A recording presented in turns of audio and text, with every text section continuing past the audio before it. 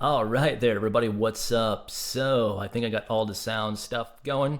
We are ready to finally plunge back into my review here of Metatron's video about Flint Dibble. And a lot of this has been talking about his character, which is what the problem that I have is not that there isn't a reason for that kind of analysis. So basically, here's my takeaway on this. There is too much focus on the culture war stuff, which is what I just basically said, except a little bit more information there about what it is in terms of character that I'm finding to be lacking.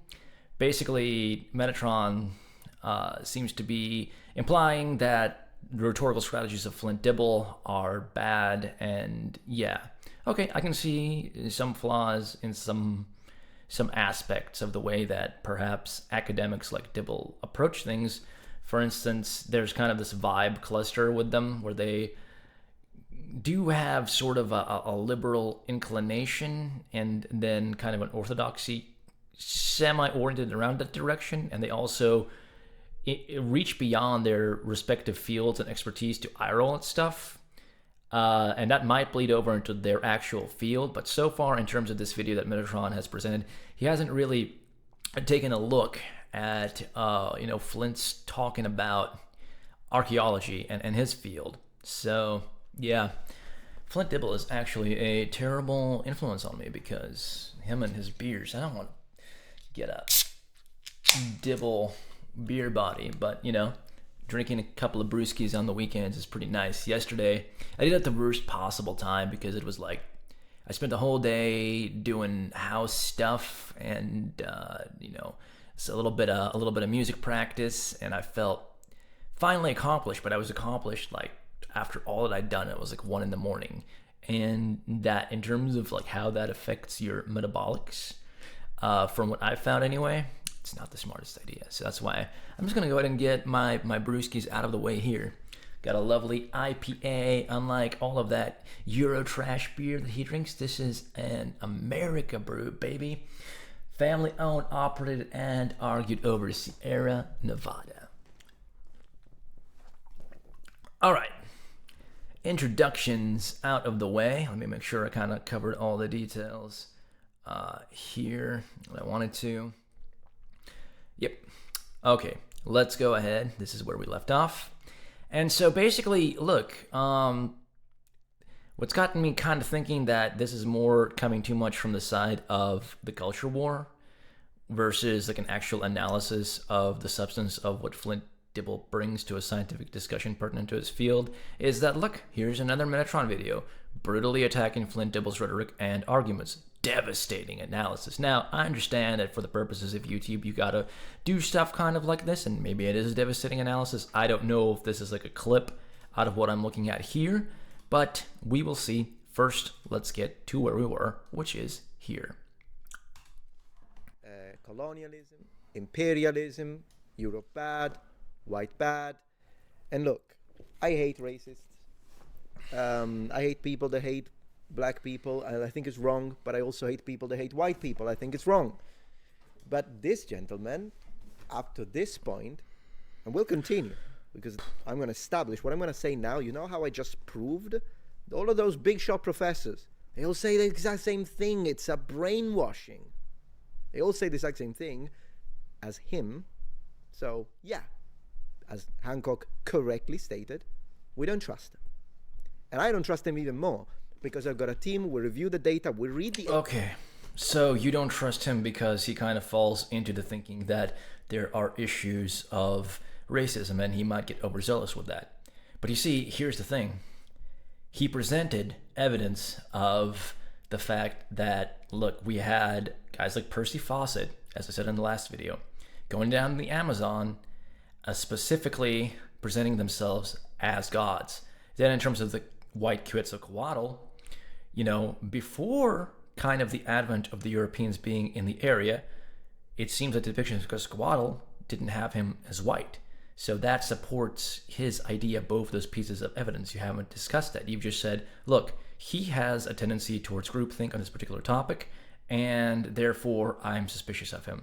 Okay, but then if you're suspicious of him, get down into the nitty-gritty of his field. and where you find flaws, because I haven't seen you address that argument yet that I just presented.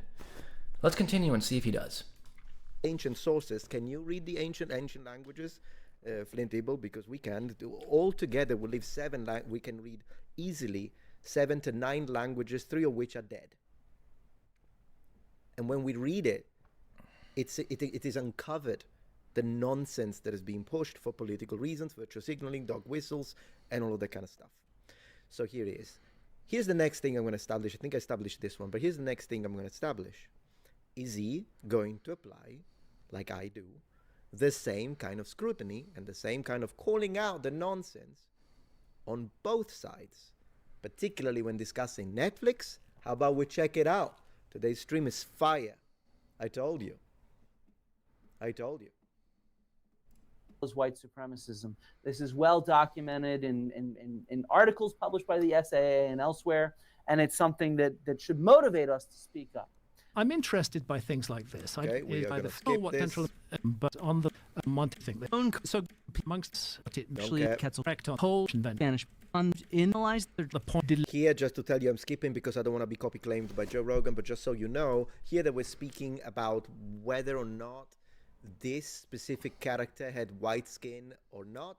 I don't care, honestly, because I'm not fixated with this kind of stuff. Right, but you should care because it's pertinent to the argument, dude. Here it is. Basically, you're saying that he's overly fixated on race and that this causes him to maliciously attach racism to Hancock. He didn't, and he explained the reason that he brought up that whole Quetzalcoatl business is to point out that there are sources where you have white European settlers coming in and specifically talking about, being gods, presenting themselves in certain ways and looking for the white race, a la Percy Fawcett. And if you're going to use sources like that, it's going to make it kind of suspect, because what Hancock is trying to say is that there were outside influences that caused these people to begin to build their civilization in the way they did. And the evidence that he's using there to prove it is this depiction of a white Quetzalcoatl. So it is very pertinent. It's not just up in the air stuff about being a shit lib. But anyway, let's continue. But let's have a look. Then he's showing these people. I don't know who they are. It seems, but this is just a clip, so I don't know, but it seems that the person on the left is a white supremacist, like an actual white supremacist. But I don't know that, because that's what Flint Dibble says. But Flint Dibble right now isn't really someone I trust. So I'm just going to say I haven't got a clue, and I'm going to skip it also because they use words that I think... Oh, so you're going to skip it. So you're not going to play the video for context because Joe Rogan copyright claims stuff. Or whatever. Or this isn't even on Joe Rogan. This is from Decoding the Gurus. These are racist dudes. At least this guy definitely is, because I remember listening to this clip, and basically what this dude is saying is Graham Hancock's work is kind of a Third Reich stuff without the baggage. Okay? So they do use this, and that was Flint's point, that Graham should be more adamant about calling this stuff out to begin with. And I don't necessarily, see that as being an absolute onus on Graham. But, because of stuff like this, it's clear why an academic like Dibble, who cares about these kinds of narratives, would want to push back on that. It's not just to, dismiss Hancock because he disagrees with his idea. It's because this is a reality of our world, man. It's just, this is like, if you're gonna say that there's too much culture war crap that bleeds into academia, you guys are throwing it right back. It's both ways. There's flaws with it, and so far I'm disappointed because, again, Metatron is great. He's pretty thorough, but there is this fixation with this culture war crap. Would get this stream blocked. Big picture background, but this topic of pseudo-archaeology, we oftentimes think of it as sort of at a remove. And I want to make sure that we realize that this has an actual impact on the day-to-day archaeology that your colleagues are doing right now. Your colleagues are being impacted as pseudoscientists go on YouTube or brag about breaking in and trespassing on archaeological sites. Graham Hancock in Fingerprints of the Gods brags about bribing the guards at Giza in order to climb the pyramids. We had a local guy who made contact with all the guards around the pyramid. We paid him money, I forget the exact amount. He said he'd paid them off. But then when we got to the base of the pyramid, we had to walk all the way around it, which is a considerable distance, 750 feet along each side. We had to walk. I will comment on this. Walk all the way around it, and then we had to add more money to each of the guards at the four corners. And then we went up, and my advice to anybody who's climbing the Great Pyramid, which is pretty much impossible these days, either legally or illegally, is go up the southwest corner. My advice to anyone who is going to climb the pyramids or any archaeological site is to only do it legally. So when it comes to this, I think that's what I should have said, and I disagree with him in the way he said it. I believe rules are there for a reason and we should follow them. But I do want to say something, which is my experience, when it comes to local authorities and archaeological sites. I visited a lot of archaeological sites, and the way they ask for money. So, to have a complete picture, is this really a situation where there was some bribing, or was he asked for money in order to receive access to a certain section? Because I was asked for money in Sicily, my own land. I'm not a foreigner who's going there because he wants to do a silly TikTok thing. No, I was in the educational department. I worked as a teacher for 10 years in Italy, and I was visiting several ancient Greek and ancient Roman archaeological sites in Sicily. And then when I asked, because I follow the rules, and it's important to always follow the rules. That's one thing that I agree with Dibble. I did promise that I would be fair. Okay, so I have to pause there, even though I want to let him finish speaking, because I just don't want too much of like his content to be played at one time. I don't know if there's going to be a copyright issue because of that or not. And aside from that, I mean, I'm not just going to like steal this dude's video. Basically, Metatron right here makes a fair point about the fact that, you know, the details about this do matter, even though, you know, it's possible to go ahead and, based off of what Mr. Hancock said there, to disagree with his like methods. But at the same time, you know, so far that's not taken away from the general point that Dibble is making, that when people think that there is this kind of attempt to hide stuff, and that they need to go and find these very important things which are going to illuminate and enlighten us as to the true nature of reality, that creates more of a kind of possibility for people to skirt the rules. So yeah, and I think he's going to generally agree with that. But let's just continue then. If I agree, I agree. Up to this point, I didn't agree, but I do agree with the idea of legality and following rules, specifically when it comes to archaeological sites. So I asked all archaeological authorities, and they are the ones connected to the Department of Archaeology in any local university. That's how it works. And I asked them, hey, I want to make some videos. I want to take some footage and take some pictures for my YouTube channel. At the time, I had like 50,000 subs. It was still at the beginning of my career as a YouTuber, so I was still a full-time teacher at the same time. You know what they asked me? You need to give us 5,000 euros every single day. You're only allowed to film in low resolution. I have the email, by the way, to prove this. If any of my detractors says Metatron is making this up, I have the email. No, I believe it. You need to only film in low resolution, and then you need to give us $50 for every 8, I think it was $50 or $500, $500 I think it was, $50 per picture, and then 10 pictures, $500, or you're not allowed to do any of that. So, yeah, ridiculous, absolutely ridiculous.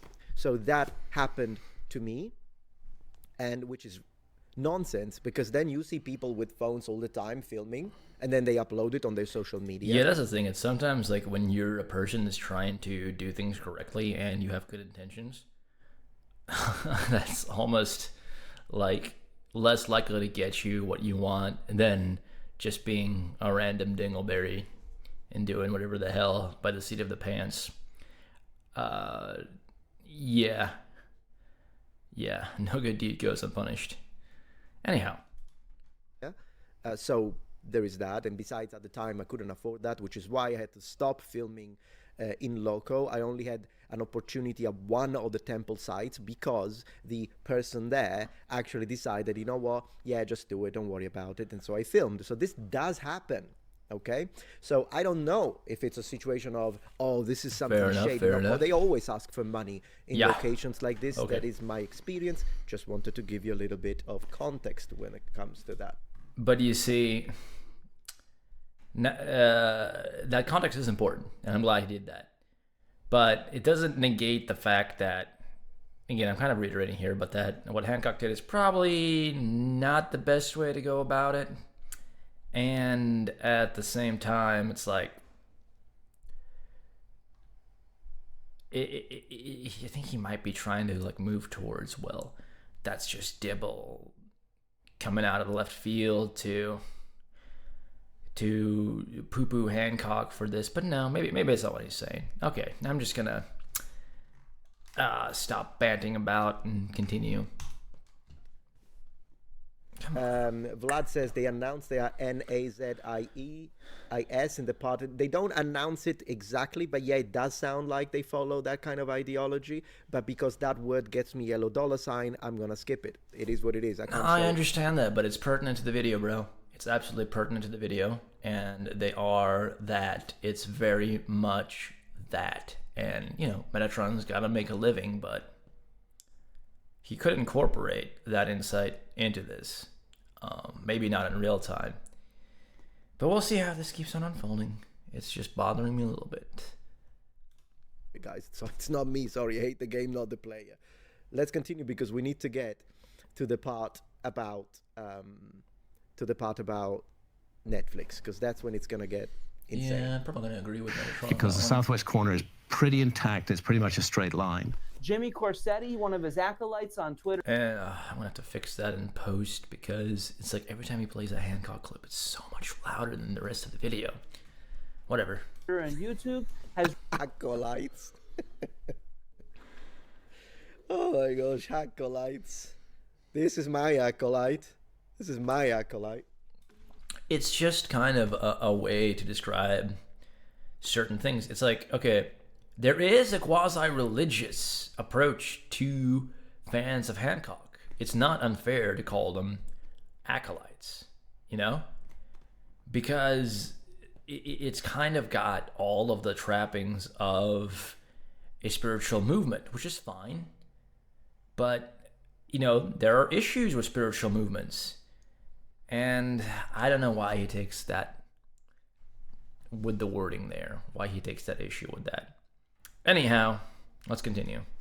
recently been bragging about breaking into sites in Turkey in order to do an archaeological audit of them, despite the fact he has no experience and he's just selling lies. Yeah, I wouldn't have called it an archaeological audit. I would have called it maybe journalism or YouTube journalism, but whatever. I basically went there with the... Bro, okay, here's the thing. So when he just pointed out, very troubling behavior. And okay, let me be fair. I understand why somebody who's suspicious of the official narrative might go and do something like that, but it's still troubling behavior because it's like, how much experience do you have in being able to understand the context of what you're doing?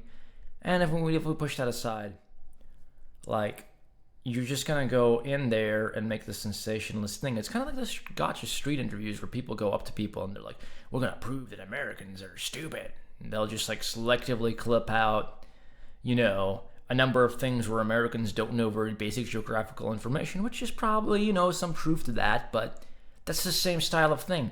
And it's very troubling, especially if you're going to an archaeological site where you're going to skirt convention to do what you got to do and potentially damage things or just be a purveyor of nonsense. So the fact that this is the thing, like, right, he's talking about being so fair-minded, and he generally is. But right here, I keep on seeing more and more evidence of too much of the culture war affecting his opinion. intention of conducting an archaeological audit of sorts to evaluate the entire situation with my own eyes and, of course, my camera lens. So this video is part one, and I'm going to share a number of alarming... Oh gosh, it's Jimmy Corsetti. Okay. I mean, he's fun. He's fun. There's some things that people have pointed out about him that are a bit troubling, but whatever. Let's see what he has to say. And disturbing things with you. And my next video will be part 2, which will really put the nail in the coffin to show that there is something incredibly wrong happening at Göbekli Tepe, and the entire world has a right to know what it is. On-site security specifically instructed us to not take any photos or videos of these holes. The guy literally stated that it is, quote, prohibited. And to be honest, I still would have taken the photos anyway, but the truth is that we had already taken the photos and videos prior to being told that we weren't allowed to. I wonder why it's prohibited, by the way. Like, I understand you're not allowed to it's take weird. pictures Super sometimes weird. in a museum because the flash could interact with the, for example, colors or pigments in medieval paintings. So sometimes you're instructed not to do it, and there is a reason. However, in a outside site like this, again, if this is the rule, I wouldn't have taken the pictures because I do follow the rules. Although then again, in this case, he said he had taken the pictures prior to being told. So, I mean, at that point, I don't know what to say. At that point, why didn't they make a sign? Then it's wrong, or whatever. I'll tell you what I think about Jimmy Corsetti's in a second, by the way. Today, I'm sharing my opinions. And that was simply due to our small group having split up, and he was taking turns visiting us around different parts of the site at different times. So unfortunately for him, we beat him to it, and he never had any. Thank you, Ninja Hamster 89, for for subscribing on Twitch with Prime. You're the man. Idea. And I honestly have absolutely no regrets for possessing these photos and videos. Right. As well, it's been very clearly documented in several publications the impact that pseudo-archaeology and pseudoscience has on local communities. For example, this publication about Gunung Padang. Yeah, I agree with Vlad Stein, member Vlad Stein. Let's tone it down with name calling, guys. I know that some people get really inflamed when they see, and I agree with some of the, I haven't read, but I understand why this pisses you off. Let's just keep it in a situation where we attack the argument, because that's what I. Okay. So this is the vitriol that bothers me. Because so far, I haven't seen a single thing that Flint has said, unless they're talking about something that Corsetti or them are doing, or that the fact that for some stupid reason, they're not allowed to take pictures, which could be any number of things. I can see people get angry about that, but the vitriol here is really weird. And when you have this level of vitriol about things and you're in a culture war, what can happen is that you miss the forest for the trees. You know, you're not seeing the larger context of what's going on. There's probably definitely issues with like some of the things and ways that guys like Dibble approach this, but you spastically lashing out, and okay, that's not fair, but you possibly having an overly emotional reaction to some information you disagree with can then cause you to fall into a pattern of not coming to the right conclusion, which is so far what we're seeing, because he hasn't addressed any of the pertinent arguments that he made. For the purpose of making a YouTube video, which is understandable, it's his job, he skipped stuff that was like super important in terms of the presentation of the evidence for what the issue is with the white Quetzalcoatl, it's just, wow. And he's like, oh, I understand why y'all are getting up in arms. I don't, not so far. Again, that depends on what he's talking about there. But you can tell that I'm fed up. And if you're hearing stuff in the background, that's my cat spazzing out. All right. I'm actually calling out from him that he will disagree with someone and call him something. And that's what I don't do. I'm not going to call him anything. I'm not going to call him anything. I'm just going to say... You don't have to call him anything. That's the thing. You're implying that he has a poor character. And that's an ad hominem in and of itself. You know? And maybe he does have certain aspects of his character that are poor. But this is the thing to me that bothers me about guys that are like, I haven't done this and that. Dude, your entire behavior sometimes, and I'm not like, I'm kind of extrapolating here again. I absolutely am a fan of Metatron. But I'm just saying this kind of behavior where it's like you don't directly do something, but everything else that you're doing implies kind of an insult and a negative character assessment, bro, like that kind of stuff bothers me. Anyway. But why? How do you justify this? Your rhetoric is incorrect. Your causal link is wrong. Like, this is what I'm gonna do. You haven't demonstrated this causal link is wrong, bro. You haven't done that yet. You have not done that yet. Because of the YouTube monetization, you haven't looked at the pertinent parts of the argument. You just saw that he's talking from an angle that you find to be troublesome, and you're drawing all kinds of conclusions, which is what I personally actually did, which is one of the reasons I'm making these videos. Because I really got on this whole sniffing out this stuff when I saw Hancock on there talking about how the only thing linking Khufu to the Great Pyramid is that one Khufu cartouche, and that's not at all true. And furthermore, Graham Hancock at some point says something like, look, and I understand like a certain aspect of this, but what he basically said is, I'm not going to present all of like the stuff because I feel like I'm more of a lawyer. I'm presenting the case for my interpretation. So I don't have to give fair play because I don't get fair play. And that definitely has issues. So where is he, Mr. Metatron, calling this out? I'm not seeing it so far. All I'm seeing is, and frankly, again, I don't want to make any accusations, and because this is also part of something that can happen as just a natural consequence of being a YouTuber, but it's almost like he's riding the wave of outrage. And maybe not necessarily Metatron in this case, but it appears that people see a certain way that people's thinking goes, and they follow along with it because it's highly monetizable. Again, not attaching this, but you see, here we go. You see how what I did there? You might be thinking, oh my gosh, but you're basically saying that you're not saying that, but you are kind of saying that. And that's kind of the thing where he earlier said, oh yeah, I haven't called this guy any names. I haven't called him a single name, but at the same time still making those implications. So you see, like, you're probably bothered. You might be thinking, hey, this guy Alex, he's a sneaky little queef. Well, I'm laying it all out there.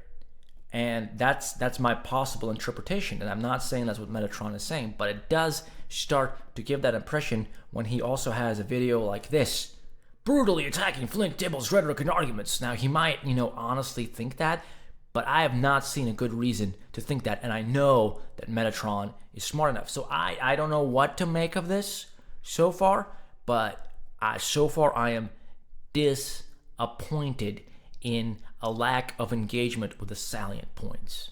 Jeez. Just to tell you. Hancock literally quotes N-A-Z-I-E-S, but Metatron is wondering how people call Hancock a racist. You'll have to prove it, but we'll have to see. Yeah, that's stupid. Again, yeah, of course, I wouldn't quote N-A-Z-I-E-S, but I don't believe, it's not that I'm saying that you're lying. I'm saying, first, let's review the evidence, and then I'll tell you what I think. I do, however, not believe the Hancock is a racist. I don't believe that, personally. But let's continue. Documents the But here's the thing, neither does Dibble. Dibble doesn't think that Hancock is a racist. The problem is that racist sources are cited, and the problem with the racist sources is they're giving us an incorrect interpretation of the past, or a possible one. That is what is at issue. New Age tourists that have showed up in Indonesia after this site has been proclaimed Atlantis. And so the site and the local infrastructure cannot support all these tourists, and it has major impacts on the site and the community itself. Okay, well then I think that would be a great opportunity for the site to capitalize on it, to be honest. Maybe it's because I live in America now, so I'm starting to look at it from a marketing perspective, but if interest is shown to a specific site and that brings in tourism, well, tourists spend money. So here's the thing, though. Is there proper infrastructure set up? Because I recently did a video about Göbekli Tepe, and people are like having issues about roofing and infrastructure being set up there. Okay? But the reason behind infrastructure being set up somewhere is so that tourists don't destroy it. And if the tourists come there prematurely and start doing stuff that disturbs the dig, that's a possible issue. But I get the general trend of where he's going. Maybe that could be beneficial. Maybe it's not necessarily, I'm just asking in this way, it's not necessarily a counter argument, but I'm saying, couldn't that be used to the advantage of the local economy? At the same time, there's a clear relationship between pseudoscience and the impact on vandalism and looting and forgeries. So on the right is a pseudoscientist, Marcel. Prove it, M. You say I'm not unbiased? Okay, fine. I mean, we all have a little bit of bias, by the way. We're all biased, dude. Come on. But what are you basing that on? In the meantime, I'm going to show some super chats. Thank you so much for the support, Giovanni. Metatron, ti voglio bene, but you're wrong. About what? The two guys you skipped because Flint says so, they say themselves, okay, I didn't say they're not. I didn't say they're not, so I don't know why you're saying. Yeah, I'm glad his chat is kind of based in this regard. And again, to be fair, he's not, but it was very pertinent to the argument, and that's been bothering me. Let me check real quick that we're still copacetic. Yeah, I'm still here. All right, let's go. Great, yeah, I did say maybe they're white supremacists. I said that. I mean, I did say it. They say they use Hancock as bait to introduce people to super. Okay, great. Then I dislike them. Fantastic. So I think we are on the same. Okay, but the implication of that is that what Dibble has been saying is accurate, that there is an issue. So you can't put him into the beer-bodied, soylent, friggin' woke academic camp when his opinion, based on facts like these, has validity, bro. Like, don't skip over that. I understand why you may have thus far, but it's bro, you're so much more thorough than this. Bandwidth. And Dan the Jedi, good to see you. Sorry, I'm racist. The WRC is better than, I don't know what that means, but I think you're referencing to something fantasy. Maybe it's a joke, and there is that.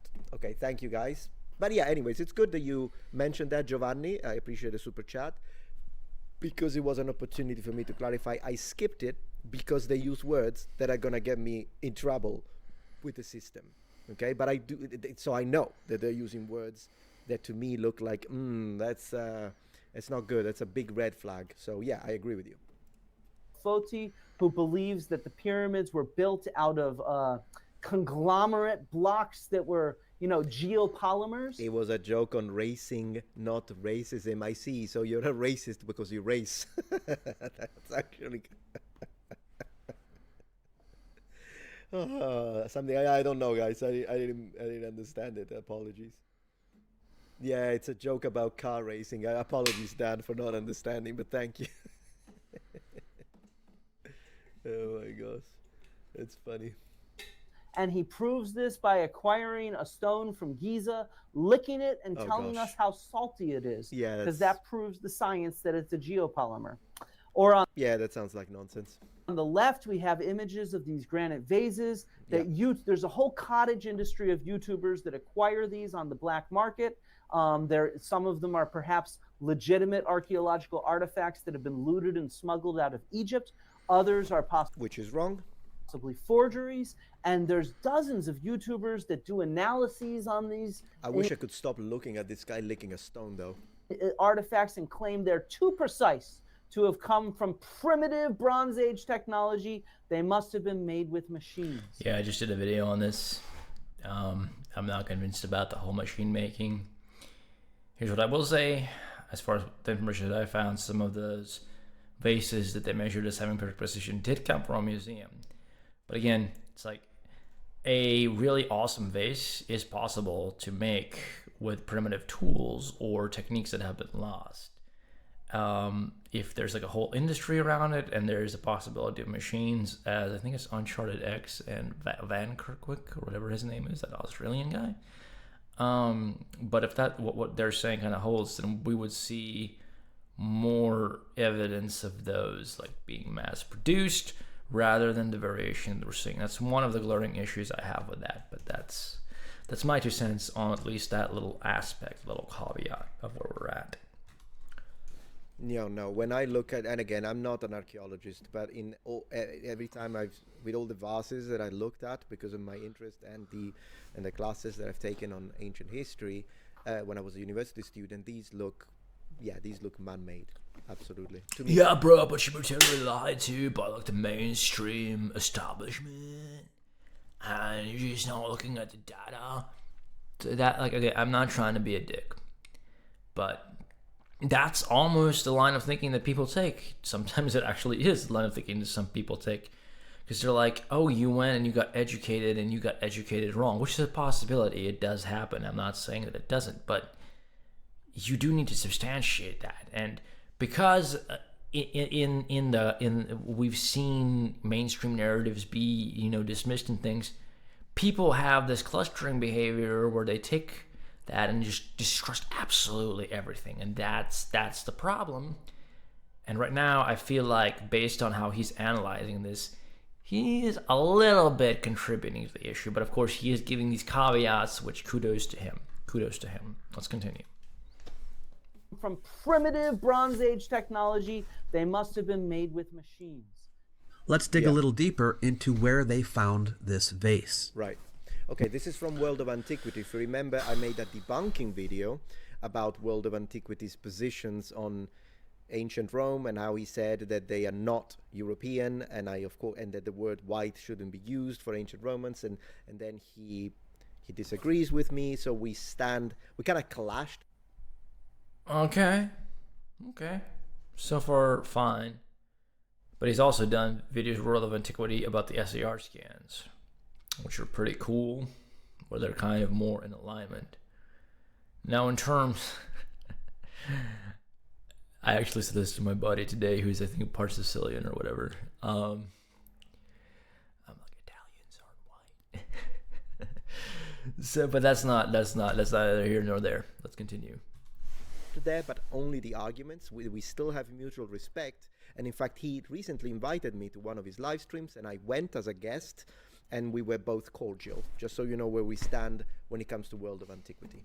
While in Egypt a few years back with his father, Alex met Adam Young, who happened to have a couple of ancient pieces in his possession, including this vase. Artifacts like this do come up for sale or auction from time to time, usually from estate sales or from private collections. Right. So here we learn that the vase was part of a collection owned by Adam Young, who acquired the pieces from private owners. As you may know, trading artifacts across international boundaries is illegal. Right. Laws are different for different countries, but generally speaking, if the objects were obtained after 1970, it is more likely they were obtained illegally. There is a flourishing illegal antiquities market, and this causes a lot of problems for historical investigation, as you might guess. Now, Giovanni, you don't understand. I skipped the two guys that appeared to be N-A-Z-I because I have a family to provide, that I need to provide for. I have a wife, I have a mortgage, and I'm not going to let the video demonetized because you are getting offended by it. I stated that I agreed with you that those two guys appeared to be racist. Fair enough. I get it. We all gotta make money. We all gotta keep the family fed. But, okay, so if he, after all of this streaming and investigation, if he goes back and looks at that and draws the conclusion, which is pretty obvious, that there is an issue with this stuff and there's a reason that Dibble cites stuff like that, then that's fine. But so far, I get where he's coming from, but it's not the entirety of a solid defense of ignoring that stuff, Again, this is a reaction to a live stream. It is what it is. But because, and I'm going to keep on coming back to this, brutally attacking Flint Dibble's rhetoric and arguments, devastating analysis, is a video that's 1 day ago, as of 6/1/2025, is a thing. I don't think he went back and looked at it in a better context, which is, again, one of the reasons I'm making this video is I have similar issues where because I'm so fed up with certain directions that academic types take, I miss the forest for the trees. And when I saw Hancock talking about that cartouche, it just got me down this rabbit hole. And right now I'm just like, yes, there are issues with academia, but you can't let the culture war mess with the study of history. You just can't, dude. Okay. And white supremacists. So I don't know why you're getting offended that I skipped it. You being Because offended it's context. is the least of my priorities, when on top of it there is the support of my wife as the husband that I am. So do you understand that, or are you gonna keep repeating the same nonsense over and over again? We totally get it, dude. But there's a reason the guy's repeating it. Maybe he's not laying it out clearly enough. But this is the thing, okay? He's talking about how he's so balanced in his analysis, and he generally is. But he points to, like, I see both sides of an argument, and therefore Dibble has to politically. No. Dibble only has to be correct with what's pertinent to his analysis. And when you miss that what's pertinent to Dibble's analysis so far, despite of whatever biases you might imply from what he said, is pretty much spot on, that's an issue. That's what that guy is trying to say. Probably not well enough, but this whole high horse mentality of, I gotta do this and that, I get it. You do. But it's like, there's something about it that's a little bit self-righteous. A little bit self-righteous. And maybe that's just me right now, like a high rev beer in, getting a little bit self-righteous myself. But it's like, there's nothing else that I can say. I've explained myself enough. Let's continue. My priority is providing for my wife. And YouTube demonetizes for this kind of stuff. I tell you, as a content creator, behind it, I stated I am against racism, and I think those guys, and of course I'm against NAZISM. It's not what's at issue. That's not what's at issue. Is that enough? No. Thank you. Because it's not what's at issue. Not only because it encourages the theft of artifacts from archaeological sites and prevents us from ever knowing where artifacts came from, but also because it encourages the creation of archaeological forgeries. Okay, I agree with Ancient World of Antiquities here. Now, I don't know. There are some legitimate private collectors that do buy, sometimes from museums. Occasionally it does happen. There is like an auction and the object is being sold. So it's not like any person who owns, if at any point there is a helmet from a museum and they're going to sell it, and I'm like, if for whatever reason in the future I become rich, I will buy the freaking bronze helmet from the museum. But I'm saying it is true that unfortunately oftentimes it does happen that real objects and artifacts are smuggled and there is a black market, and that's a horrible thing to do. So I agree with him, and therefore by connection I believe that I agree with Flint Dibble on this position. Fake artifacts abound on the antiquities market because dealers can make a lot of money selling them to unsuspecting customers. Absolutely. So this has real impacts on our sites and on what we do. At the same time, he's right on this. I want to highlight that the next slide shows human remains. Here it is. These are the tridactyls, these so-called aliens that were presented in front of Mexico's Congress. And it turns out that these were formed from a combination of indigenous archaeological human remains and animal remains, so that they could return a C14 date that shows that they were ancient. Hey, legitimate scholar, good to have you here. Flint Dibble does not own these sites. Yeah, true. It's kind of weird that he said. Did he say our site? I didn't even notice that. Anyway, you're coming in with the stuff out of left field, man. There's this dude that comes on there, a legitimate scholar. I'm subscribed to his channel. I'm intrigued by everybody's perspective. I want to be as fair as I can possibly be in the analysis. But he comes in with that thing of Flint Dibble doesn't own these sites. Nobody owns these sites. These sites are World Heritage stuff. When he's talking about he's talking about that's literally what Flint was probably referring to. Ours and our collectively owned as human beings. heritage sites, bro. And you're just laughing along with it because he comes from a similar vein of thinking that you seem to be taking, bro. Bruh. Fuck. Look, I'm sorry. I'm not trying to get all up in arms about this, but I expect better than this fucking bullshit. I'll be reading chat in a little bit. I want to get to the section on Netflix. Then we're going to look at chat. Most intriguing criticism of the mummies to me is that the back of a llama skull looks very similar to the face of the mummies. A Peruvian paleontologist named Dr. Rodolfo Salsas-Gismondi provided this video and gave me permission to use it for my documentary. It does look strikingly similar to the facial structure of the mummies, and in my opinion it's the best physical evidence that skeptics have put forward so far that shows that these might have been manufactured. And so this is the kind of damage that is done to this Yes. heritage here, just disrespecting and desecrating. Yeah, that's horrible. So I agree. All right, so a couple of things. Yeah, I see that Giovanni did another super chat. Since it's a super chat, I'll read it because that's whether you agree or not, I'll read it. So Giovanni says, Metatron, this guy, Corsetti, was the one that Professor Dave said Flint faked his cancer. I know. I think I said that on the video. Please get your facts straight. I did. You attacked Professor Dave, yes, and I'm proud of it. Well, his arguments, though, mostly his arguments. And you got this wrong, too. Can you please fix this? No. I did say that it's wrong when I did actually defend Flint Dibble. Well, that's a very big wrong. That's a very big wrong, dude. That's a very big wrong. I have a lot of disagreements with Flint Dibble. Yeah. Like what? You like... He doesn't align with you politically? Because so far, you haven't disputed any of his pertinent arguments because of monetization issues. So, bro.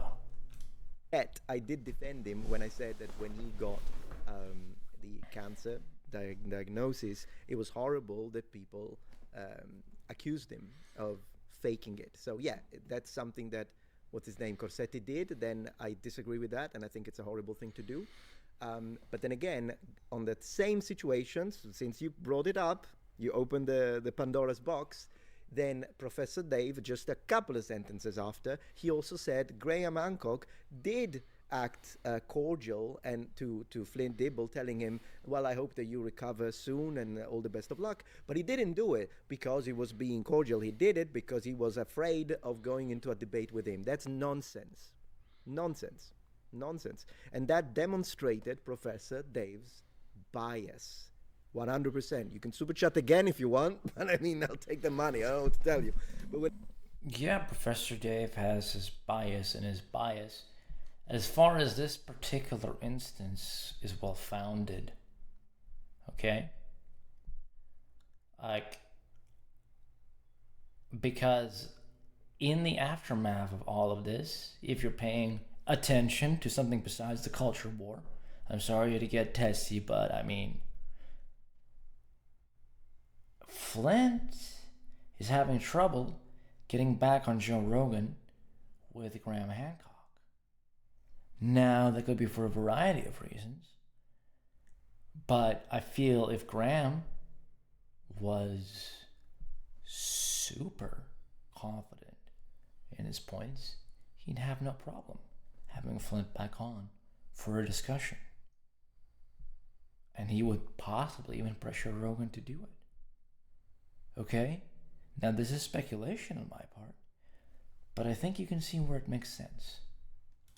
when it comes to that, Professor Dave did do that. Okay, so I disagree with Corsetti when he accused him of faking the cancer. I think that's wrong, and I have experience with cancer in this family. Not my immediate family, but my mother. But with that being said, so I don't take that one lightly. I think that's wrong.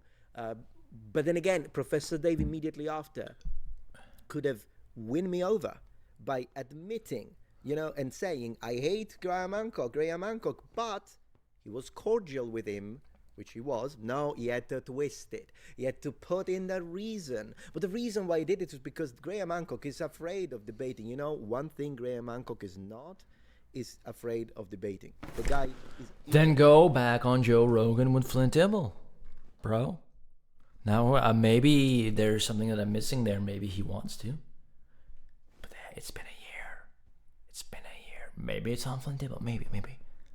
But based on recent videos where Flint's describing the situation, other people are describing the situation, he can't get back on Joe Rogan to talk with Graham Hancock.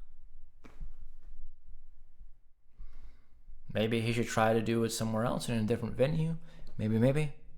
But to just blanketly characterize Graham as being like this go-getting arguer, I'm not necessarily saying it. Graham Hancock has many good things, but he's also a human being, and he has his foibles. And we can't form cults of personalities. Not saying that's what Metatron is doing here, but I've based on interacting with this stuff, I'm seeing a weird quasi-religious angle to this, and there's nothing wrong with that. There's a lot metaphysically that we don't understand, but our metaphysical wonderings about the origins of humanity shouldn't cloud our judgment or make us leap to conclusions or skip the legwork necessary to figure out what exactly happened in our past. And towards the end of figuring out exactly what happened in our past, so far, I'm not seeing Metatron attack salient points to where Flint is doing something that keeps us from figuring it out. In fact, so far, everything that Flint has said, even Metatron has agreed with some of the points that is interfering with our investigation of the past. So this culture war stuff, I mean, is monetizable on YouTube, and I get it. Everybody's got to make money, but that's kind of the impression I'm getting so far. You tell me what you think below. Let's keep going. To debate. So let's be real about this. Thank you, Lord Ra, for becoming a member. Appreciate that. Thank you so much. And is there any other super? Yeah, there is another super chat. Super chance. Thank you, Kern Pop. Can you speak up? If you read them, speak up. I don't know what that means, but thank you. I need to speak up. Am I speaking too low? The microphone on my end shows that I am in middle range green, almost yellow. So in theory, maybe you can increase the volume on your side. Or do you guys also think that? So just so I know, please let me know. And in the meantime, I'll read the super chat. It sounds good. So maybe it's on your end, mate. But thank you. I do appreciate anyways. You're fine. Okay, good. And then there is another super chat. Thank you, Face. Maybe if you continue to misspeak and say the husband that I instead of the husband I am, then the censors will bother you. From one side, no, but then I'll get from the other side. So kind of there is no. It's like doesn't matter what I do, I'll get people upset regardless. So it is what it is. Let's continue. That was funny though. You know, comedy's not dead with me. I'll tell you that much because I'm unoffendable. I don't care. Human remains as well as archaeological artifacts. I'm done showing human remains now. And they also target our colleagues. This is a very clear targeting of our colleagues. For example, this email that Graham Hancock published when he complained about not being able to film at Serpent Mound at the Serpent Mound in Ohio. If his volume is louder than mine, I'll reduce it. Done. Ohio. He showed a series of emails between him and Ohio History Connection, which manages the site, and he redacted the email addresses and names of people from his production company, but he left up the name and email address of people from Ohio History. Yeah, I wouldn't have done this. Yeah, I think this is wrong. Connection, so they could be flooded with trolls. I want the main antagonist, and that's John Hoops from the University of Kansas, and John Hoops from the University of Kansas is a coward. This is what Dan has to say about Professor Bro. Okay. Professor Hoops, while I disagree with his desire to not engage with Hancock, he stated fairly clearly that what he feels like is going on with Hancock is making metaphysical arguments rather than archaeological arguments, which I actually agree with that idea. So what would an archaeologist, talk to about with Graham Hancock? That's where he's coming from. Now again, Flint Dibble went on there, and Flint Dibble is willing to go on there again. But Graham doesn't want to talk to Flint. He wants to talk with John Hoops. And is part of that, since we've all been speculating about Flint's character, is part of that maybe the fact that he knows Hoops doesn't want to go on there with him, and he can just kind of constantly point to that instead of talking to archaeologists that will actually talk to him. Hoops. No. He's an asshole about it. He's a liar. He will put falsehoods in a journal and pound at people, block people, and throw rocks at them. Hey, debunking. Them from behind that block box. He is deplorable, you could say, underhanded, and that's because he's fighting the worst parts of himself. Thanks a lot. You guys have a good day. We'll see you next time. And he really hates archaeologists as a group of people. Most alternate historians... Yeah, one thing to say about this, he will continue to show now, just to give you full context, okay? Because when things are not shown in full context, they may appear for what they're not. So he's going to show all the horrible things, or we could say like rude language that has been used by debunking, that has been used by Jimmy Corsetti, that has been used by Graham Hancock, without the context. So, do I approve of the language that these three gentlemen are using? No. But let's not pretend that the other side is all... Okay. Without the context. What about the context of this guy right here? Again, there's things I like about this man, but he also decided to attack Flint Dibble over some kind of bone thing where he claimed that Flint was mishandling indigenous remains. Just willy-nilly went out and said that. And then he left that up after being corrected in kind of a bravado culture war thing where, oh, this is what it feels like to be lied about. Dude, that's that dude's career. Like, and you're also lying about something that has to do with his character, which that's not his character, obviously, because that wasn't animal remain. It had nothing to do with indigenous remains. He was like in a completely different part of the world. So, talking about fucking context, bro. Do some more goddamn research. Like, I swear to Christ. Like, I'm sorry, I'm getting sacrilegious here, but dude, this stuff is like, stop being so sucked into the culture war that you're like, oh, well, these guys were mean, but there was context behind it. Okay, some. But at the same time, these guys are like way out of hand on certain issues. Subscribe to this guy. I like this guy. I like the fact that there's these alternative voices that are trying to bring some alternative things, because metaphysically speaking, from a metaphysical standpoint, there's lots of things we don't understand, even from a historical standpoint. But they take this way too far. It's too much about YouTube and too much about drama. And it's toxic to discourse. And to sit here and equivocate between that, like the blatant lies and things, because you don't like some of the like approach of the academics, is just as equally crappy as everybody trying to cancel each other over like racism bullshit. Okay? Fuck, man. All nice and flower. Because you see, I am like that. I don't use the kind of language. You remember when I was called a fascist, a white supremacist, a monster, a disgusting, a slavery apologist by Alec Gunter? Did I call him anything? No? That's my style. However, if there are two parties and they are at each other's throat and they both say a lot of rude stuff like that, you can't single out the messengers from one side, because then it makes it look like, oh, they are being asshole, but this side is being very nice. Can we remember the like... Okay, but that's kind of beside the point. Like, they're both saying crappy things about each other. But if you've been following this back and forth, the side, that one side, the debunking kind of side, they feel so aggrieved by stuff that they go out of their way to not only go beyond saying dickish things to flat out lying. Now you might say, well, they were flat out lying about Hancock being racist. Nobody called Hancock a racist.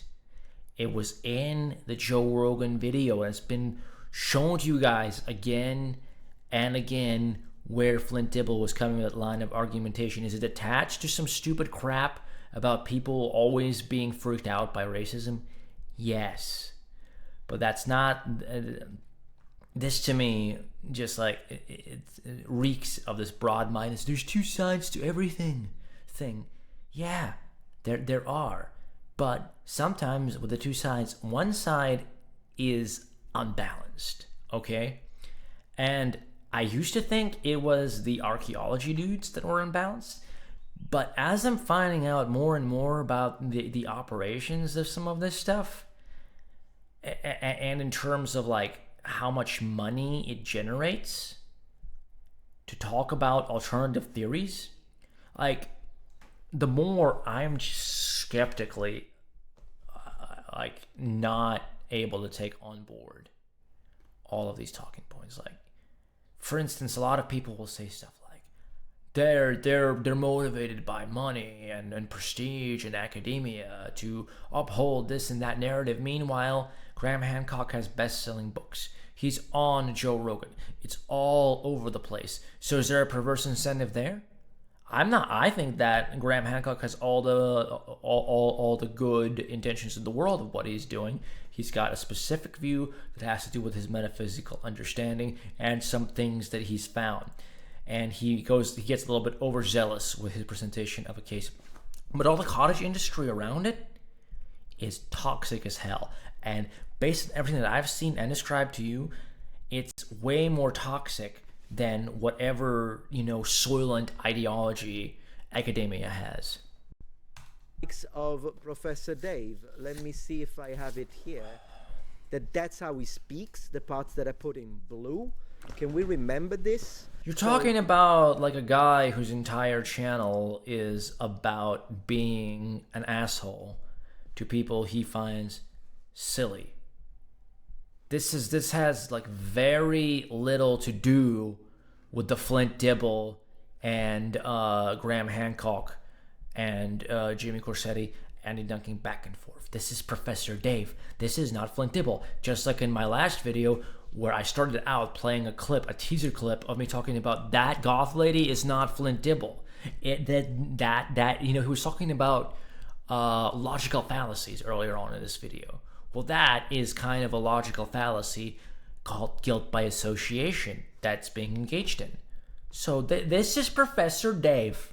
Yeah, you can say it's an instance of a certain behavior from the opposite side that's toxic. That's one guy, and earlier, just a second ago, you were talking about Dibble versus debunking and all these kinds of folks. So you're going a little bit too far afield, in my opinion, to justify that crappy behavior. Is he, Flint Dibble, gonna show this? No, of course not. Because Flint Dibble, Professor Dave, I guess Zahi Hawass at this point, they're all in... Why does Dibble have to point out the behavior of Professor Dave when that has nothing to do with his back and forth with debunking or with Graham Hancock? Like, there's a vitriolic guy on his side. Wow. This whole like even-handedness fixation that he has, it's got merit, but he's overextending it, and it also smacks to me of virtue signaling. It's definitely smacking to me of virtue signaling right now. Group and tribalism does that, and I hate it, which is why instead I, for example, respect people like what's her name, Shoe on Head, because she criticizes the other side of the political spectrum and her side of the political spectrum. You can also see that as a grift, though, can't you? Like, you can also see that as a tactic to appear open-minded, when in the long run, you still take the same biased takes. I'm not saying necessarily that that's what's applicable in this case, but it's like this whole virtue signal around fair-mindedness also has its flaws. Things they're saying or doing something despicable. I appreciate that. And I think that should be the common sense, the commonality that should drive our ability to use our own heads. So, I mean, look at this. So yes, I guess if this guy, for instance, Okay, let me actually read this. Sad and dumb fuck who didn't watch this video. What is the point of you? Okay, he said a rude word. What was he questioning? Did you watch the video?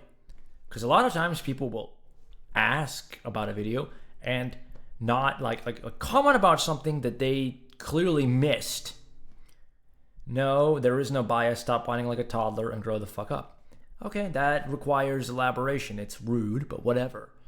Yes, you came here to watch 3 seconds, make up a reason to run away, and pathetic coward you are.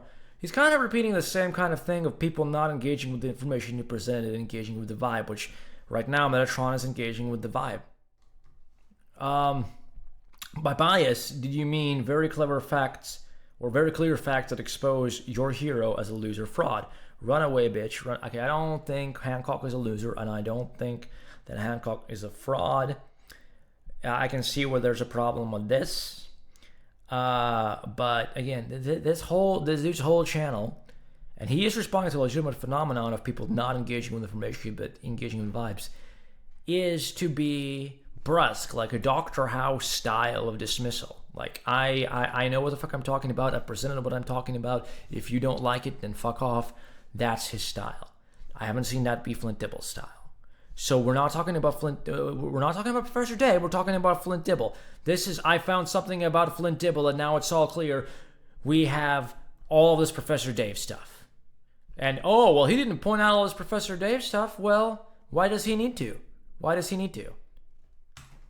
This word, this word, this word, this word, this word, this word against, imagine, the dunking. And then the dunking responds in kind. You have to show both, like I am doing. You gotta show both. Shoe. I love shoe. Yeah, shoe is cool. Shoe is great. You got to show both sides, because otherwise you're being dishonest. You're being disingenuous. So I'm gonna see. Boom. Look at this. Look at this. Is the other side. And for instance, Minute Man, I think tends to be connected with this side. I do like Minute Man, so I will say that. I like Minute Man. I do not like Professor Dave one bit. I do like Minute Man, and up to this point, to me, it appears that Flint Dibble is playing favorites, is not being... But you haven't talked about any of Flint Dibble's arguments. You're just talking about the fact that he hasn't been anal about pointing out that there's guys on his sides who are assholes. That's what's driving me friggin' crazy here, man. Guilt by association with a virtue signaling tossed in. Academic that is neutral and shows you both sides is not doing that, because this is a fact, guys. This is a fact. So you can't show me how the bad language used by the dunking, and then you don't it's not just bad language used by the dunking. You've already mentioned about like the whole cancer makeup, and I don't think it was even just Corsetti. It might have also been the dunking. If I'm wrong about that, I'm wrong about that. But Dedunking, as I've just said, has also done that whole bone thing where he was trying to get Flint Dibble into trouble, and then, despite being corrected on it, kept that information up. Maybe you don't know about that. Maybe you don't know about that. But if you're going to do a whole, I found something out about Flint Dibble and now it's all clear video, and then follow that up with brutally attacking Flint Dibble's rhetoric and arguments, you got to know that. Right? So there is that. But let's show a few super chats and then we get back. Because we got a lot of ground to cover, my friends. We got a lot of ground to cover. A lot of super chats as well. I appreciate the support, by the way, guys. Because this is dragging out so long, I'm probably going to have to come back into part 3. I want to take a brief bathroom break, and I will be right back. You are, as always. All right, what's up? I'm back. I'm going to probably do another 15 minutes. Basically, all the audio seems to be working pretty good. So I'm happy about that. I just did a brief playback of what I just made. We are, let's see. What does this say in terms of time? 1 hour and 13 minutes into the Metatron video. So let's just do another 15 to where we get to about 1 hour and 20, 1 hour and 30. And after that, I'm just going to have to sign off just because of time constraints. But basically, so far, the takeaway is, let me make sure I'm actually being recorded. yeah. So far, the takeaway is basically, look, Metatron, great guy, generally does great analysis, but I think he's gotten lost in the culture war stuff. And so far, I believe I've done a fairly adequate job of demonstrating that. If you disagree, feel free to call me a dipshit in the comments below. Anyway, let's move on. The best. All right, so we've got, let's see. Talk about car racing. Okay, we read that. This one, all criticism of pseudos from Flint Dibble, including racism, etc., can be found in the paper Apocalypse Not, an academic license to libel. I will share for you to read. Yeah, I appreciate that, Rubate. I might look into it. Are you familiar with the work of Lloyd Park? All criticisms of pseudos from Flint Dibble. Okay, so this guy is going to provide a paper of all of the criticisms, and he's happy to see that. Fine. That will be an interesting thing to read. But racism is not something that is being attached to Graham Hancock, as I keep on repeating for like the billionth time.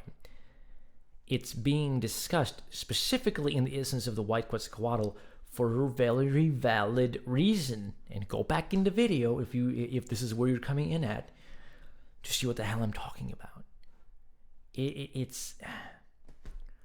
There is an issue with over-politicizing race and in academia, being a little bit too hoity-toity about things like that and virtue signaling. It doesn't relate to FD, Flint Dibble, in the particular scenario that's under discussion. And it's very, very annoying to where people keep on doing this kind of crap. Because it's spinning tires. No, I'm not, Murray, but thank you for the support, both of you. Illegitimate Scholar, thank you, mate. That is the public contact email of the organization. Okay, that is a good point. So if it is public, still when you have a lot of influence, I'll play devil's advocate. If you like, imagine, yeah, something can be publicly available, but if I share it on a video of mine, some of my videos don't get many views, but some of my videos, imagine if I share it on a video that hits 1 million views, then yeah, the exposure of someone who has a platform is different. Still, if it is public available information, then it's less of a bad thing. But still, personally, I wouldn't have included it because obviously your followers are gonna go there at that point. But then again, if it's public, it's public. So that's a good point. Zero Miedo, thank you for being a member for 11 months. You're the man. Do you believe in magic like Zaki Hawass does? No, I don't believe in magic. I don't think magic exists. Thank you. As far as the whole magic thing goes, I'm not even entirely sure that he wasn't pulling our leg. Maybe he does. But because some old man from Egypt believes in some crazier aspects of a story, doesn't discount the contextual evidence that he's presented along with other archaeologists. You know, that is just constantly now being used because of that clip from Joe Rogan to poo-poo Zahi Hawass. And there's probably many an issue with Zahi Hawass like there is with any of us. But using that as an entry point, I think, is not that great. People, relics and cryptids used to be forged for money a long time ago. It's nothing new. Humans with humans. You're absolutely right.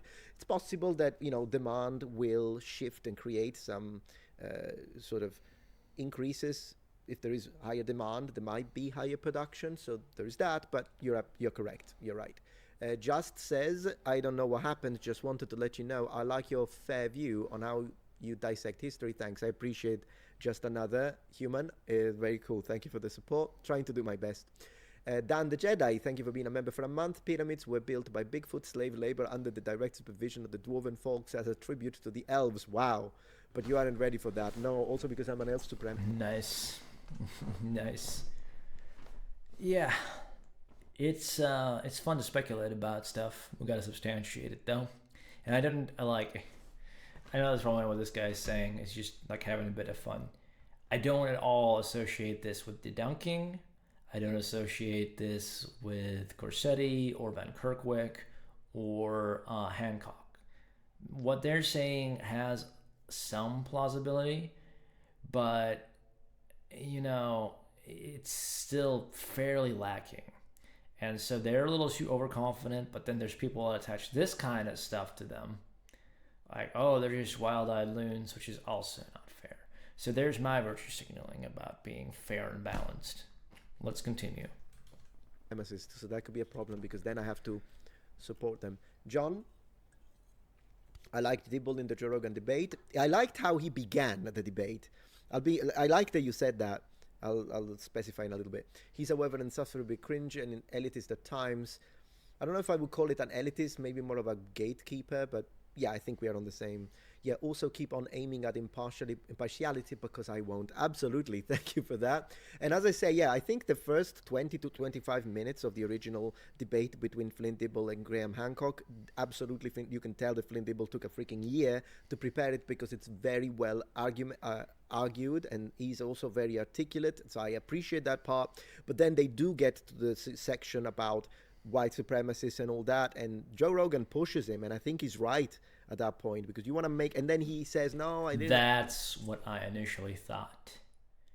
But because I'm in this whole, like, oversaturation of culture war crap, I entirely missed the rest of the point, which I think is also happening here with Metatron, about the white Quetzalcoatl, and about the fact that guys like Percy Fawcett went out there and posed as gods. So that whole conglomeration of evidence is very pertinent to the discussion, and I even understand how maybe because of the way that Dibble had phrased certain things, there will be still too much of an association with Hancock as being racist. But at the same time, you've got to point out everything that I just said in an even balanced analysis. You can't just say, well, it seems like that based on like the way that Dibble had phrased things, it threw undue shade on the alternative hypothesis being racist. No, because the rest of the story is that there's a reason that the racist angle of the hypothesis is troubling, because it paints an inaccuracy on top of being problematic on a cultural level. It's like there's not really evidence for indigenous people being influenced by a white Quetzalcoatl. That's what's under discussion, and that's why that source was cited as an issue.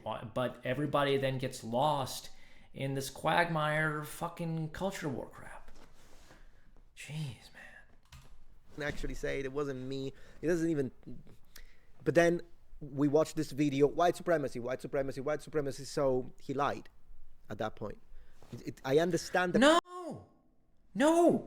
See, now I'm pissed. Now I'm like legit pissed, because everything that I just told you, you haven't talked about that. He didn't lie. He fucking didn't lie. The fact that you haven't looked at the surrounding stuff about the white Quetzalcoatl, about this and that. Okay, you're saying he lied that Hancock was racist. He didn't say Hancock was racist. He went out of his way to say that Hancock wasn't racist. Maybe right now he's talking about the fact that Flint Dibble lied about like not calling, and that there's something I'm forgetting about that, but I'm fairly sure not. And despite that, you haven't mentioned any of the context I've just like repeatedly laid out over and over again. I'm sure I'm getting sick about hearing about it, but I think you understand why. It's like once you realize the background behind it, and then you just see over an hour of actually him kind of repeating the same sorts of points without doing due diligence, why that is just continually infuriating and a point of reiteration. The pressure. You are on a 20 million subscribers podcast, Joe Rogan, and you are there, cameras rolling. I guess is it live on air? I don't know, but definitely they're not going to edit it out if you misspeak. And then you're being pressed and you weren't expecting it, maybe. But then you deny it. And no, I didn't accuse him of being a white supremacist in connection to Ancient Apocalypse. And then on this video, he does just that. Then, yeah, I mean, at this point... Where I've never seen a Flint Dibble or even possibly Professor Dave video talking about how Graham Hancock is a white supremacist. I've seen videos talking about how there is links to it based on the sources that they are using. Substantiate, bro. Substantiate. What you just said, this video. What's this video? I would have respected it more. I still don't respect it because I do not respect that unless someone is an actual racist and you got to prove it, you shouldn't call them a racist. That's my position on that. But hey, yeah.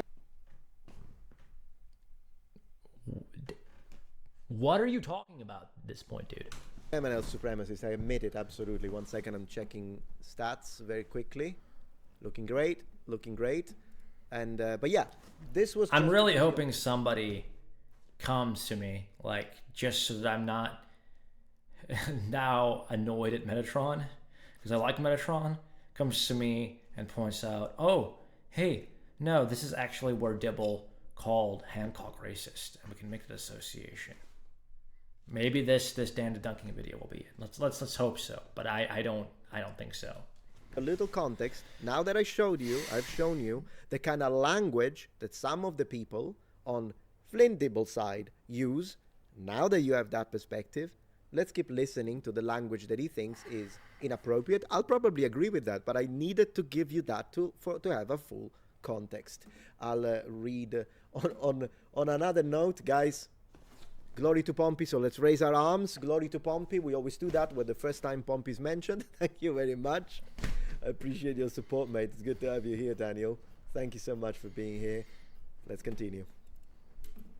Have some sort of an issue with archaeologists.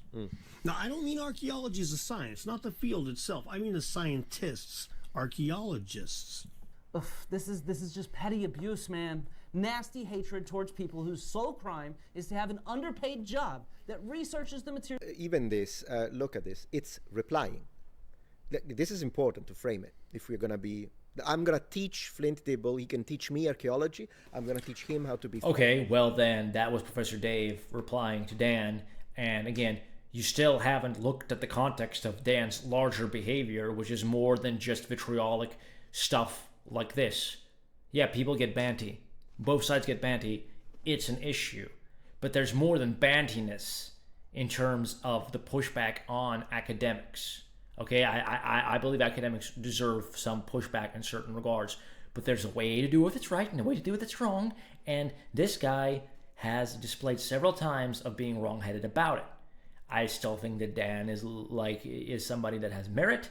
But at the same time, it's like, bro, you can't destroy the merit that you do have with like this absolutely ridiculous behavior, and then Metatron is just gonna be like, oh no, well, you see both sides. This is both sides bullcrap, man. I'm spazzing into like just absolute word salad, but I think it makes sense. By word salad, I mean I'm just like mad. I'm just annoyed at the lack of contextual understanding from somebody who does this for a living.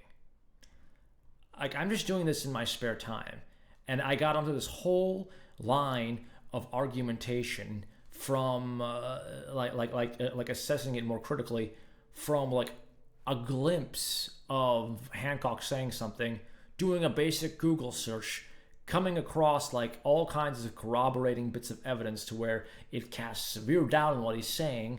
And then from that point on, I was like, well, what the fuck does the other side actually say? And I go in and I listen to Dibble describe what Dan has done in terms of the bones and other things around it.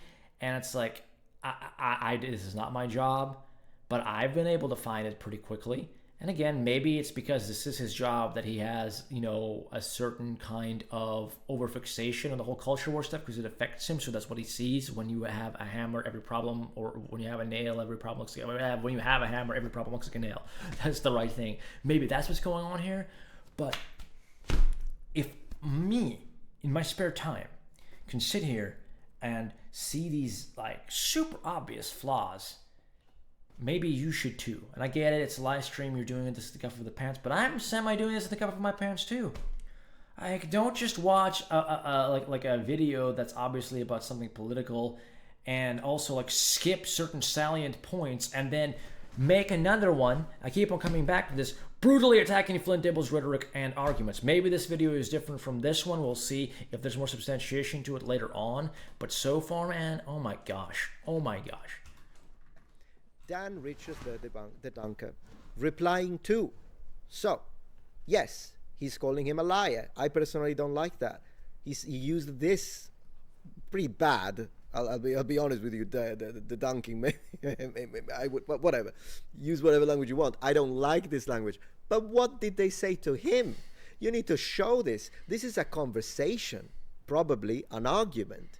You can't just show this without showing us what else was said. But if it's part of a pattern of the way that this guy behaves, why does he have to provide that? Why does he have to be anal about providing that? Like, he begins by talking about this and that with archaeologists, and he even goes, I keep on coming back to that bone thing, like, because it was such bad behavior, and he kept it up to teach Flint Dibble a lesson.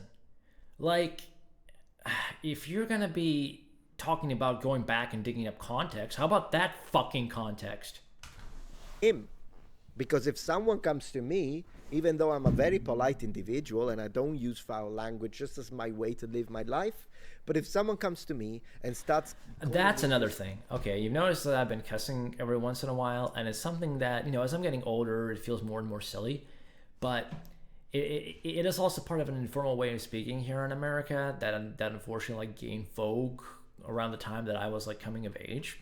So that's part of it. But here's the thing that I will say about, I don't curse, I don't name call. You can be an absolute, bastard without uttering a single curse word and while appearing kind. It depends on the context of what you're saying and your implications. So I'm always annoyed about people that do stuff like that. Oh, I'm so nice. Well, and you're just being, and I'm not attaching this to Metatron. It's just a pet peeve of mine. Oh, I'm so nice, and you're just being complete bastard. It's like when somebody winds you up, and when you have a reaction, they're like, "Why are you getting so mad?" Anyway, I'm deviating. Let's go. Son of a B, then it comes. Then it's possible that I will snap and I'll speak back and I'll say, "Well, you tell that to your mother," and then you just take my little section and you're like, "Oh, look, Metatron is insulting another person's mother." Well, yeah, but what did they say to him? Okay, so this is an important aspect, because sometimes even the most polite among us, and people often call me a monk in morphine, even the most polite about us, I do remember that I made a video where I was discussing, and I'm going to share this with you right now. First time that I say this publicly, but I made a video about Hannibal Barca, and I used evidence, reason, and logic to demonstrate that it is more likely that Hannibal was Semitic with some Italian ancestry rather than being black. Now, this upset an Afrocentrist so much that he had to come into my comment section under not that video, mind you, but the video where I announced the death of my mother when she passed away from cancer, and he left a comment writing, "Ha ha ha ha, may she burn in hell, you deserve that, she deserved it because you're a white supremacist." Yeah, I could snap against someone like that because he's a disgusting human being, and if that happens and you take my comment and read it, and you're like, "Oh my gosh, Metatron is horrible. Why would he say that?" But you don't show what was told to me? That's not right. Okay, that's not right. So we have to put things into context. Okay. Put them under the context of everything that I've just explained about the back and forth with Dan and the other guy. I'm very sorry about what happened to your mother. I'm very sorry about what that guy said to you, but Dibble had cancer. There were people from this side questioning that, and there's also behavior like, I sided by Dan. And this is also a pattern of okay, he has a certain idea, he has certain things, but he takes it too far. And just coming at this from a open-minded context thing, when you're missing the context, keep on coming back to it. You can, and I hate to use this because of what you just said, it's a difficult thing, but you can virtue signal with all kinds of points as much as you want. It doesn't change the fact that you're not being duly thorough here. Okay? And in fact, when you point out behavior like that from people who are invoking, racial stuff, I can kind of see where you get your bias, and it's completely understandable. So Metatron, great guy. I understand his bias, but he does have a bias, and I think I'm doing a fairly decent job of demonstrating that here for at least this particular topic. Well, luckily for you in chat, where are you? Luckily for you, Jimmy, I'm a pro freedom of speech guy, so I'm not going to remove your comments, even though you keep saying Metatron there. Fine, you keep doing it. Freedom of speech. Material remains from human history and prehistory. Why? Because we tell the truth about Atlantis, that it never existed, and that believing in it is like believing in flat Earth. That's just scholarly consensus. Archaeologists are lying about the history of Atlantis. His acolyte Jimmy Corsetti has done similar things. I honestly cannot believe the current state of modern archaeology today. It appears to have been corrupted, or at best, totally mismanaged at such a level that is now preventing us from actually learning information about our ancient past. He has, for example, after the SAAs published a letter denouncing ancient apocalypse, Jimmy Corsetti replied by doxing the entire board of the SAAs, their names, their photographs, and their emails. Yeah, so let me show you what doxing is, but once again, we need to see if this was public information. If this was not public information, then I would disagree personally with what Jimmy Corsetti did.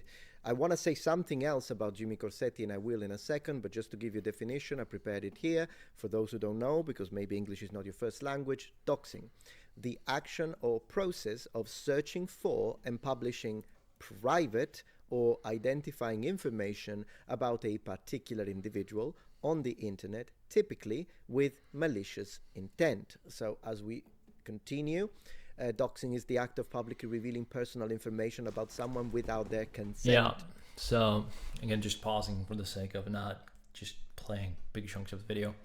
Yeah, maybe Corsetti is not actually doxing in this situation, but he's still a guy with a high profile that's directing undue ire onto these individuals, even if that information is publicly available. And I think Metatron will agree with that. Let's continue. Often online, and then we see other things. Doxing, sometimes doxing, is the act of revealing identifying information about someone online, such as their real name, home address. Usually this is the one that is the most frowned upon, and personally I think it should be illegal. Now I don't know how it works when it comes to crime and laws, particularly stateside here in the United States. I don't know how it works, but of course, unfortunately, when it comes to content creators, this can lead to catastrophic situations. Like this can lead to the passing of people, unfortunately. So I think this is the worst of all of these. But in general, workplace, I disagree with that. It's wrong to try and harass someone's workplace and take away their ability to support themselves and make money, and I would not encourage. Well, maybe you should find out about what was attempted through implication and such, probably even further than that if I'm remembering correctly, by debunking against Flint Dibble with the bone stuff. If the workplace, you know, kind of like trying to get people shut down, on top of that, something comes to mind from just randomly during my day job, listening to, you know, the what was once the but now is more of a neutral side for me, Dibble talking about his experience with debunking.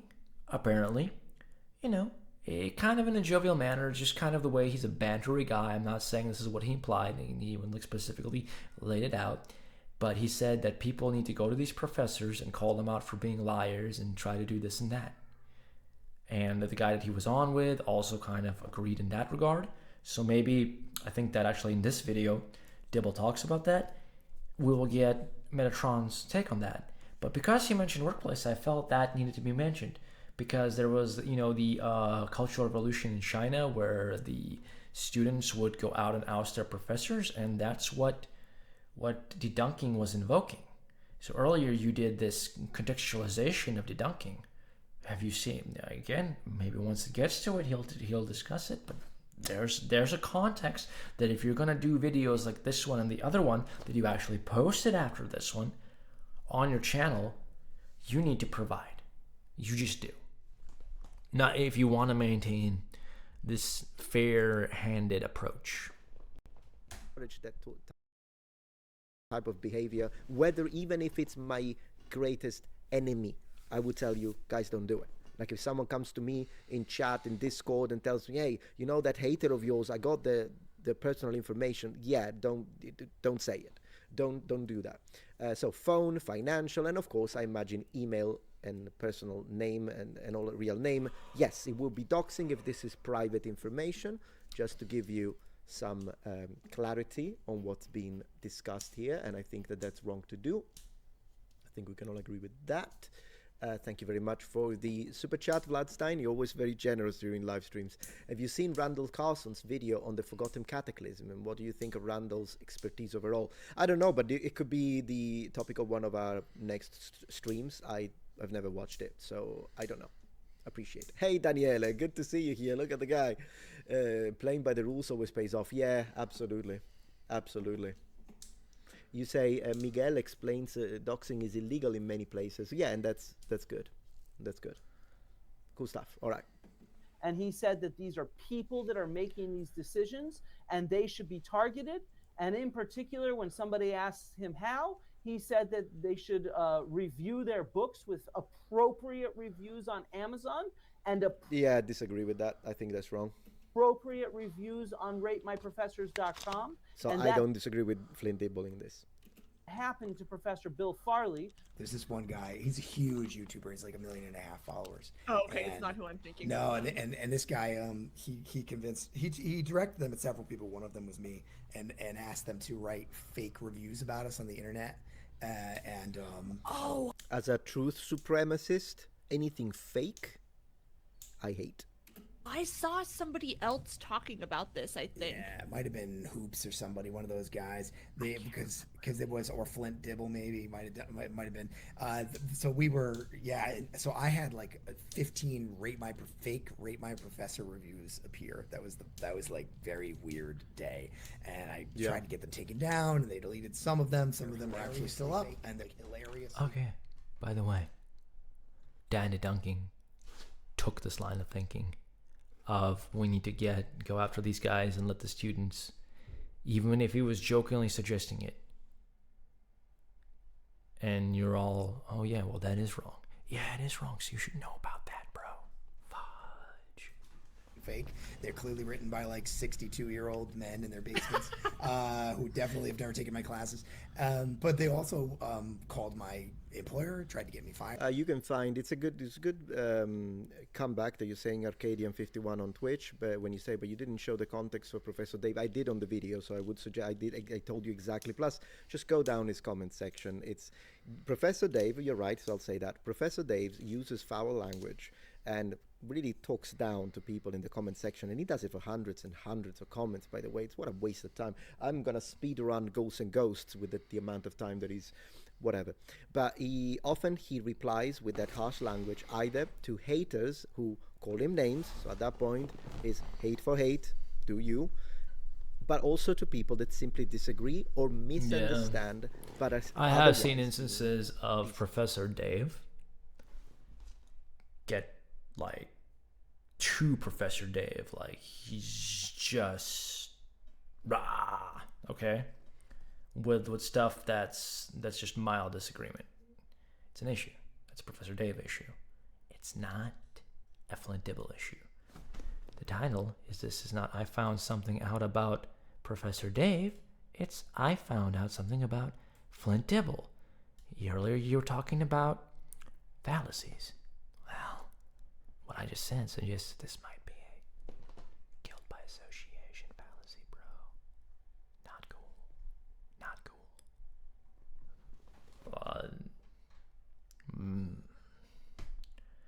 I hate to keep like repeating it. Metatron, great guy. Not because I hate like saying that, but it's just kind of like something that's a little bit cumbersome, I guess, in terms of presentation. Great guy, but fucking not cool. He'll still do it. Don't believe me? Just go down any of his videos and you'll see. I had a whole day on the phone with HR and my dean and the police department, the university police department. Us professionals, those of us with an education and decades of experience, we have this knowledge at our fingertips to be able to understand the context of the actual evidence we have. And so in today's ecosystem of information and misinformation, us professionals need to be speaking up. At the same time, we cannot... And you professionals also need to be impartial, sir. ...not rely on the media. Okay. Impartiality is... Now, I agree that people should be impartial, and especially professionals. But you're talking to him with that tone, with that attitude. You have yet to show to me where, in the particular instance of his expertise, in the particular context of the video, he was not impartial. Okay? Or where the impartiality extended beyond a general human foible to something that is, more actionable.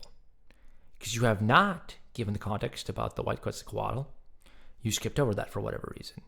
Or about the people posing as white gods. Or about the video of the white supremacists talking about how Hancock's work helps to foster what they're saying, which is one of the reasons that Flint Dibble, brought it up.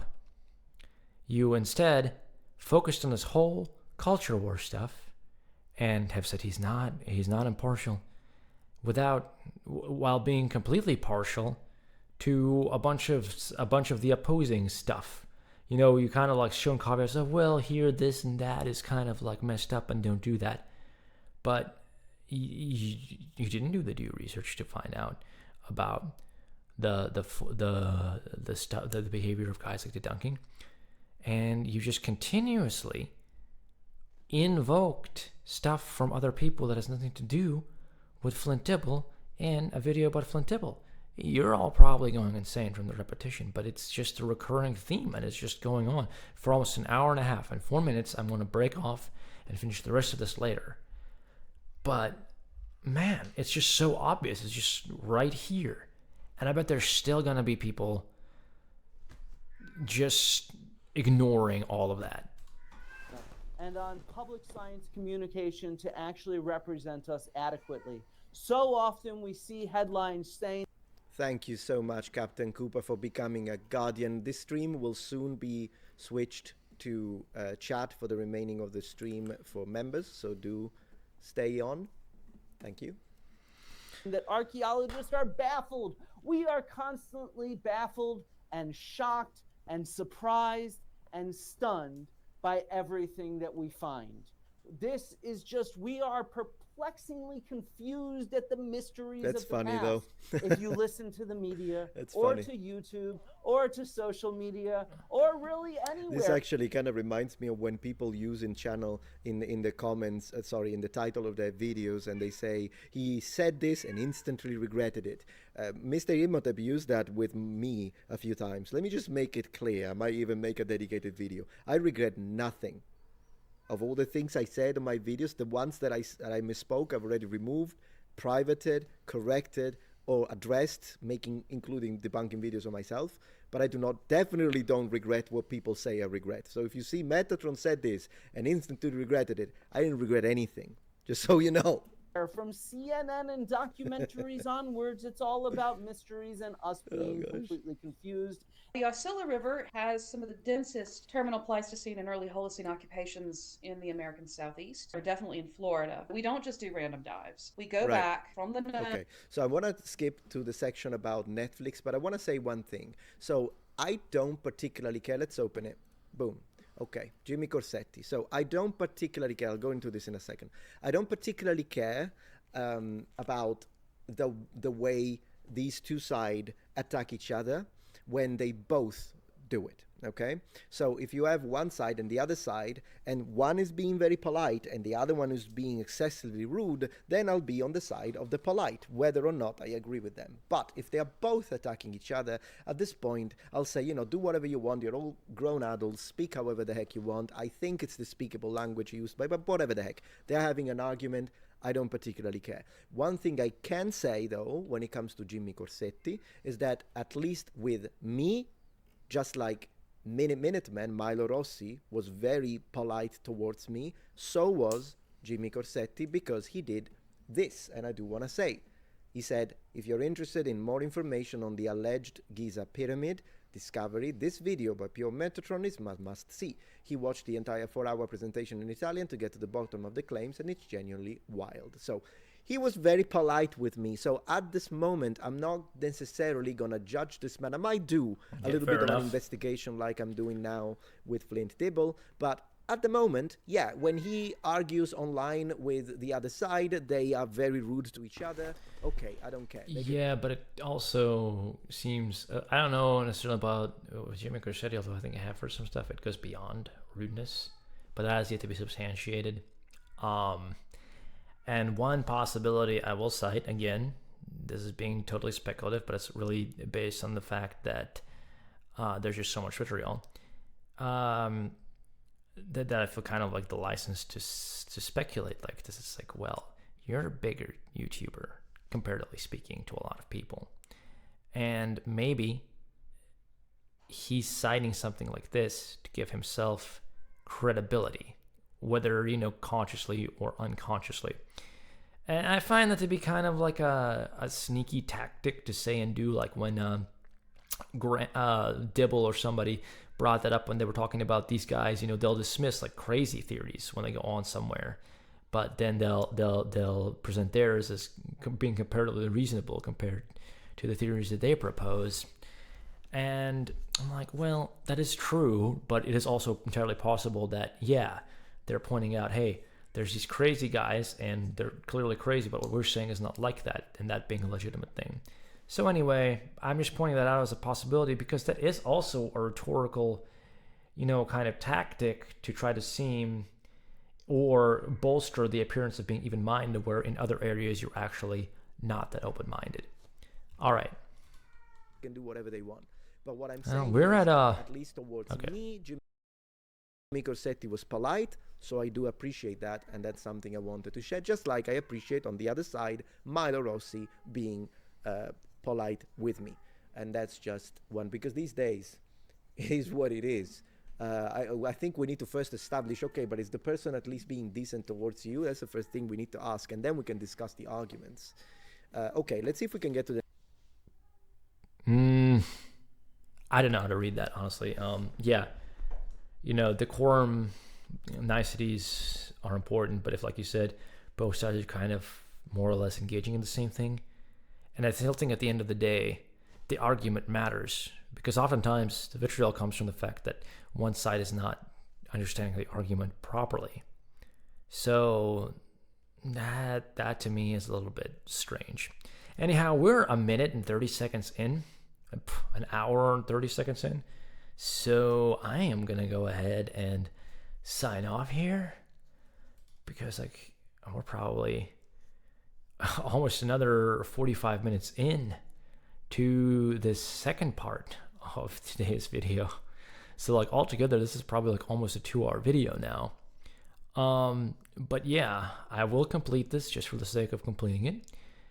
Although I feel like I'm just going to be completely repeating the same points, because he keeps on doing the same thing over and over again. No offense to Metatron, it's a live stream, it is what it is. But yeah, this is this video I'm definitely disappointed in, especially, again, repeating myself, in the context that just a day ago, this was 8 days ago, so a week later, he's posting stuff like brutally attacking Flint Dibble's rhetoric and arguments, devastating analysis, being super hyperbolic, when so far he hasn't established jack shit about like the actual substance of what Flint Dibble said.